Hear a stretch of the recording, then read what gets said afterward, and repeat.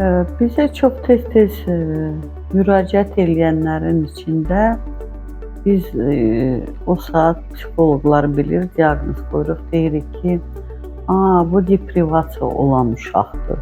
Deprivasiya yəni ana məhəbbətinə, yaxınların məhəbbətinə, istiliyinə, qayğısından məhrum qalan uşaqlar. Və məşhur John Bowlby, İngilis psixoloqu deyir ki, uşağı vitaminsiz qoysan ölməz, amma ana məhəbbətinə məhrum eləsən ölər. Hətta belə bir təcrübə keçirirlər, şimpanzeləri bir otaqda yerləşdirirlər, onlara doğma anası da xidmət edir. O biri otaqda olan şimpanzelərə kukla şimpanze, robot. Robot onlarla oynayır, hətta robot süd də verir sinəsindən. Gəlib həddi buluğa çatanda 12-14 yaşında ana ilə olan şimpanzelər 80% psixiki sağlam, bəs robotla olan şimpanzelər əksinə 80% xəstə, 20% sağlam. Sual doğurur nəyə görə? Çünki anasız olan şimpanzelərdə istilik yox idi, ana istiliyi, ana məhəbbəti.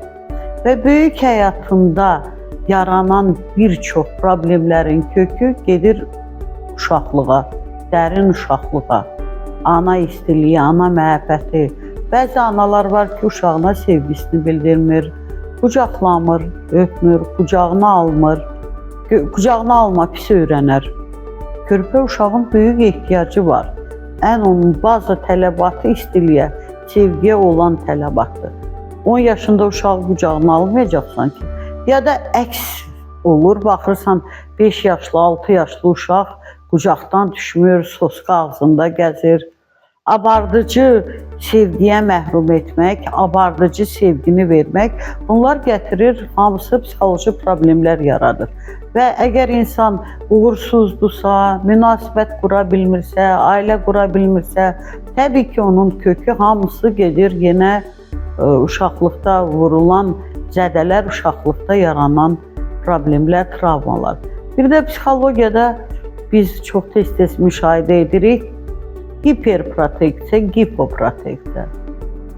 Sadə dildə hiperhimayə, hipohimayə. Baxırsan, bu uşağın əvəzinə hər şeyi edirlər, hər şeyi. Buna deyirlər hiperhimayə. Bu uşaqda müstəqilliyi birinci yox edirlər, bu uşaqda qorxular yaradırlar, sərbəstliyi yox edirlər, güvəni yox edirlər. Və əksinə, hipohimayə başlı başına buraxırlar, özü-özünə uşaq böyüyür. Haçan gəldi, harda yedi, harda yatdı, harda durdu.